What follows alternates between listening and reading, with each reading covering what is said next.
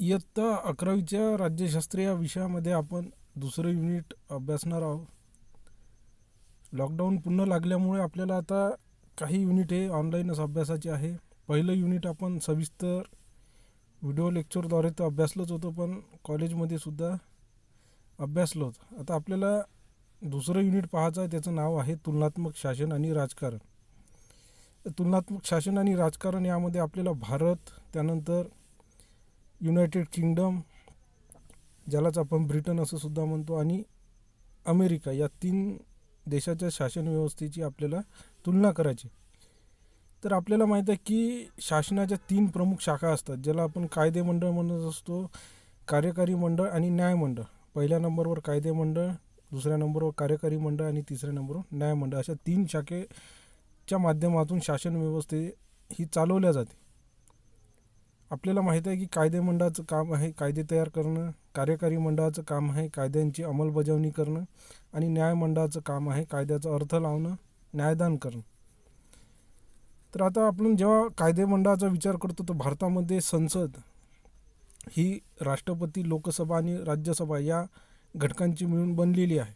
लोकसभा हे संसदेचं कनिष्ठ सभागृह आहे, राज्यसभा हे वरिष्ठ सभागृह आहे. म्हणजेच कायदे करण्याचा अधिकार हा संसदेच्या 2 सभागृहाला आहे, लोकसभा आणि राज्यसभा, त्याचबरोबर राष्ट्रपतीला, कारण राष्ट्रपती हा सुद्धा संसदेचा काय अविभाज्य अंग आहे. तर भारताच्या संसदेचे 2 सभागृह आहे, लोकसभा आणि राज्यसभा. राज्यसभा वरिष्ठ सभागृह आहे, लोकसभा कनिष्ठ सभागृह. जेव्हा आपण कार्यकारी मंडळाचा विचार करतो, तर भारताच्या कार्यकारी मंडळात राष्ट्रपती, पंतप्रधान आणि त्यांचं मंत्रिमंडळ आणि प्रशासकीय यंत्रणा यांच्यामार्फत कार्यकारी मंडळाचं काम चालत असते. कायदेमंडळाने केलेल्या कायद्याची अंमलबजावणी करण्याचं काम कोणाचं आहे?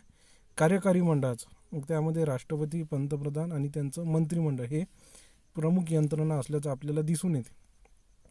त्याच्यानंतर तिसरं आहे न्यायमंडळ. यामध्ये सर्वोच्च न्यायालय, उच्च न्यायालय, त्याच्या खालची इतर दुय्यम आणि इतर न्यायालय यांचं मिळून आपल्या देशातलं न्यायमंडळ बनलेलं आहे, आणि त्या न्यायमंडळाच्या सर्वोच्च स्थानी ही सर्वोच्च न्यायालय.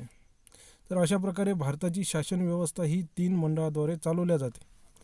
त्याच्यानंतर आपण दुसऱ्या नंबरला अभ्यासू युनायटेड किंगडम.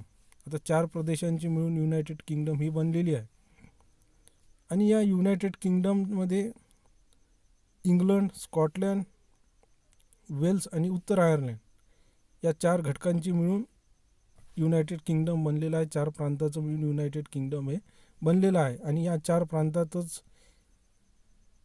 संसद, राजकीयचं कार्यकारी मंडळ आणि न्यायमंडळ ह्या 4ही प्रांतावर काम करत असल्याचं आपल्याला दिसून येते. आता इंग्लंडचं जे संसद आहे त्यालाच आपण पार्लमेंट म्हणतो. पुस्तकामध्ये संसद दिलेला आहे, त्याचा शब्दशः अर्थ पार्लमेंट आहे, आणि या पार्लमेंटचे 2 सभागृह आहे, हाऊस ऑफ कॉमन्स आणि House of Lords. House of Commons हे लोकसभेप्रमाणे कनिष्ठ सभागृह आहे, हाऊस ऑफ लॉर्ड्स हे राज्यसभेप्रमाणे वरिष्ठ सभागृह आहे. आणि राजा हा सुद्धा संसद पार्लमेंटचा काय अविभाज्य अंग आहे. ज्याप्रमाणे भारतात राष्ट्रपती आहे, त्याप्रमाणे इंग्लंडमध्ये राजाचं पद अस्तित्वात आहे. तर राजा, हाऊस ऑफ कॉमन्स आणि हाऊस ऑफ लॉर्ड्स या 3 घटकांनी मिळून इंग्लंडचं पार्लमेंट बनते, आणि कायदे तयार करण्याचं काम या पार्लमेंटला आहे. त्यानंतर कार्यकारी मंडळ. कार्यकारी मंडळामध्ये राजा किंवा राणी हा राज्याचा प्रमुख असतो, पंतप्रधान शासनाचा प्रमुख असतो, आणि प्रशासकीय यंत्रणा, प्रधानमंत्री आणि त्यांचं मंत्रिमंडळ याच्याद्वारे कार्यकारी मंडळाचं काम हे चालू असते. त्याच्यानंतर इंग्लंडमध्ये 2005मध्ये घटना दुरुस्ती करून सर्वोच्च न्यायालय स्थापन करण्यात आलेलं आहे. सर्वोच्च न्यायालय आणि इतर न्यायालय भारताप्रमाणे इंग्लंडमध्ये सुद्धा असल्याचं आपल्याला दिसून येते. त्याच्यानंतर तिसरा घटक आहे, तिसरं देश आपल्याला अभ्यासाचा आहे America, United state of America. याचे विधिमंडळाला, अमेरिकेच्या विधिमंडळाला काँग्रेस या नावाने संबोधल्या जाते, आणि या काँग्रेसचे सुद्धा 2 सभागृह आहे. त्याला आपण हाऊस ऑफ रिप्रेझेंटेटिव्ह, ज्याला प्रतिनिधी सभागृह असं मराठीत म्हटलं जाते, आणि सिनेट. लोकसभेप्रमाणे हाऊस ऑफ कॉमन्सप्रमाणे हाऊस ऑफ रिप्रेझेंटेटिव्ह हे सुद्धा अमेरिकेचं कनिष्ठ सभागृह आहे, आणि सिनेट काय आहे? वरिष्ठ सभागृह. अमेरिकेचा अध्यक्ष, हाऊस ऑफ रिप्रेझेंटेटिव्ह आणि सिनेट या 3 घटकांचं मिळून अमेरिकेचं विधिमंडळ बनलेलं आहे, ज्यालाच आपण काँग्रेस या नावाने ओळखतो. त्याच्यानंतर राज्याचं कार्यकारी मंडळ आहे. राज्याचा प्रमुख अध्यक्ष असतो, कारण आपल्याला माहीत आहे की अमेरिकेमध्ये अध्यक्षीय शासन पद्धती आहे आणि म्हणूनच अध्यक्ष हा अमेरिकेचा काय घटनात्मक प्रमुख आहे आणि त्याचं एक मंत्रिमंडळ असते आणि या सगळ्याच्या माध्यमातून अमेरिकेचं कार्यकारी मंडळ हे काम करत असते. त्याच्यानंतर अमेरिकेत सर्वोच्च न्यायालय आहे, राज्याचे सर्वोच्च न्यायालय आणि इतर ठिकाणी सुद्धा न्यायालय. अशा प्रकारे अमेरिकेची न्याय यंत्रणा ही काम करत असते. न्याय यंत्रणेच्या सर्वोच्च स्थानी सर्वोच्च न्यायालय, भारत असो, अमेरिका असो किंवा ब्रिटन असो, संसद असो, आपलं युनायटेड किंगडम असो, या तिन्ही देशामध्ये सर्वोच्च स्थानी हे सर्वोच्च न्यायालय काम करत आहे. तर अशा प्रकारे या 3 देशामध्ये शासन यंत्रणा ही काम करत असल्याचे आपल्याला दिसून येते. आता या तीनही देशाच्या शासन व्यवस्थेचाच अभ्यास आपल्याला या युनिटमध्ये आपल्याला करायचा आहे. तर पहिल्या प्रकरणामध्ये आपल्याला संविधान म्हणजे काय आणि संविधानवाद म्हणजे काय यातला फरक आपल्याला या ठिकाणी अभ्यासाचा आहे. त्यातलं आपण आता संविधान म्हणजे काय ते या ठिकाणी थोडंफार बघून घेऊ. आपल्याला माहीत आहे की देशाचा शासन कारभार चालवण्यासाठी संविधान लिहिण्यात आलेलं आहे आणि या संविधानानुसारच देशाचा शासन कारभार हा चालवला जाते. भारताचं सुद्धा लिखित स्वरूपाचं संविधान आहे, अमेरिकेचं सुद्धा असे संक्षिप्त स्वरूपाचं असं संविधान आहे आणि इंग्लंडचं किंवा युनायटेड किंगडमचं हे अलिखित स्वरूपाचं संविधान आहे. तर सुरुवातीला आपण संविधान म्हणजे काय ते पाहू. संविधानला एक जिवंत दस्तावेज असं सुद्धा म्हटलेलं आहे. जेव्हा आपण संविधान पाहतो तर संविधानामध्ये आपल्याला विविध कलमांद्वारे शासन व्यवस्था कशी चालवायची याचा तरतूद या संविधानामध्ये कलमामध्ये दिलेली आपल्याला दिसून येते. जेव्हा आपण भारताची आणि अमेरिकेच्या संविधानाची तुलना करतो तर भारताचं जगातलं सगळ्यात मोठं संविधान आहे, 395 कलमांचं मिळून बनलेलं संविधान आहे. तर अमेरिकेचं जगातलं सगळ्यात लहान संविधान आहे, केवळ 7 कलमांचं मिळून बनलेलं संविधान आहे. तर आता या संविधानानुसारच आपल्याला माहीत आहे की शासनाचा कारभार हा चालत असतो. कोणत्याही घटकाला संविधानाच्या विरोधात जाऊन शासन कारभार करता येत नाही. तर संविधानामध्ये आपल्याला सुरुवातीला बघायचं आहे कशा कशाचा समावेश असतो. पहिल्यांदा म्हटलेला आहे संविधान हा नियमाचा संच असतो.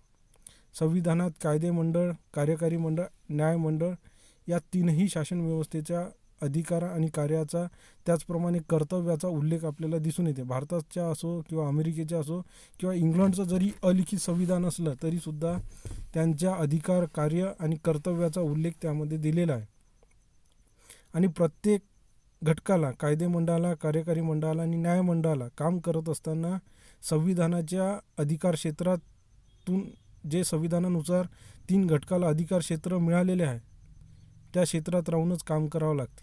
त्या क्षेत्राच्या बाहेर जाऊन काम करता येत नाही. संविधानाच्या बाहेर जाऊन तीनही घटकाला काम करता येत नाही आणि त्याचबरोबर या तीनही घटकावर एकमेकांवर नियंत्रण ठेवण्याचं सुद्धा काम केलेलं आहे. त्यालाच आपण नियंत्रण आणि संतुलन म्हणतो. म्हणजेच कार्यकारी मंडळावर कायदेमंडळाचं नियंत्रण असते, कायदेमंडळावर न्यायमंडळाचं काय असते नियंत्रण असते.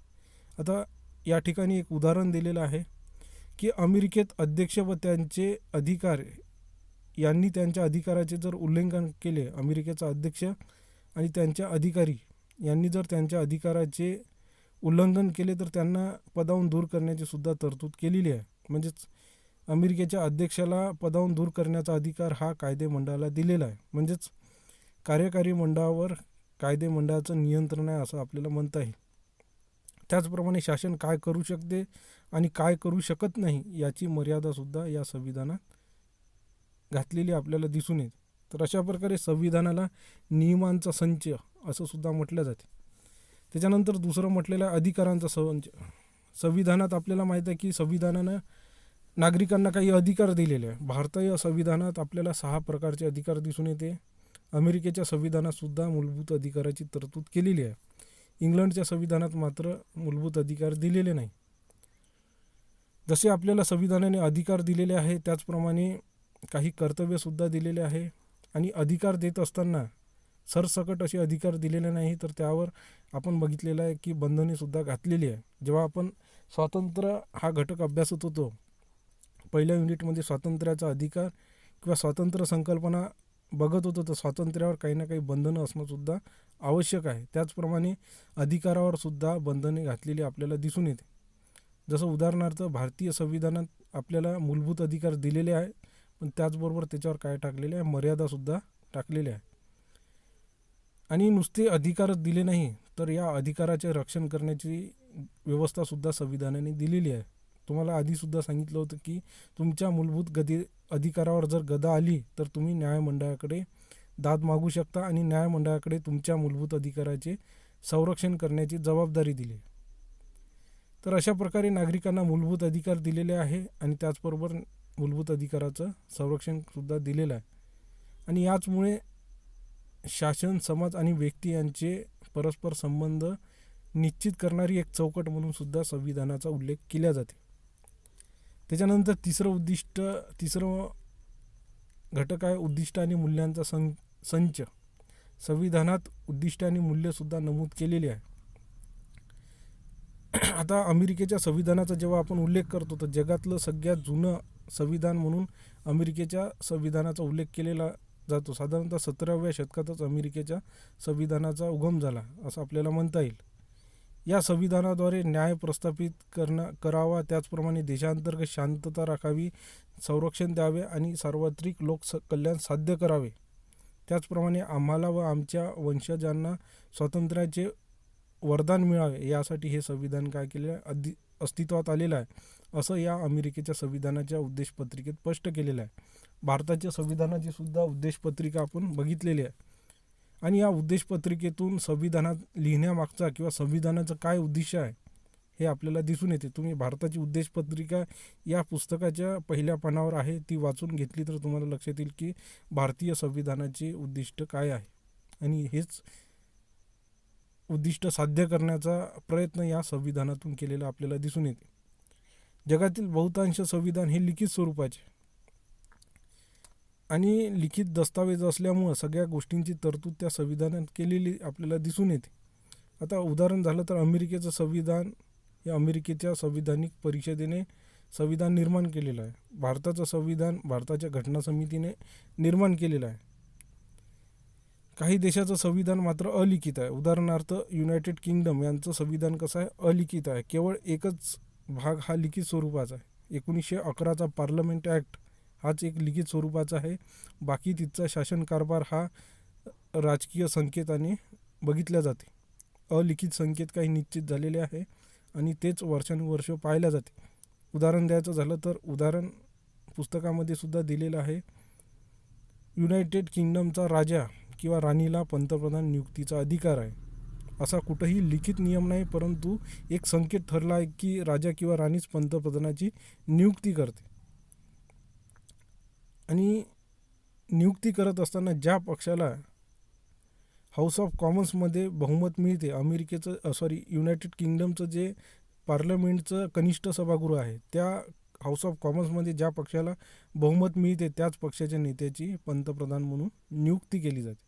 असा नियम इंग्लंडच्या किंवा युनायटेड किंगडमच्या संविधानात कुठंही लिखित स्वरूपाचं नाही, परंतु अशा प्रकारचा संकेत मात्र तिथे पाळल्या जाते की पंतप्रधान हा हाऊस ऑफ कॉमन्समधलाच बहुमत प्राप्त पक्षाचा नेता असला पाहिजे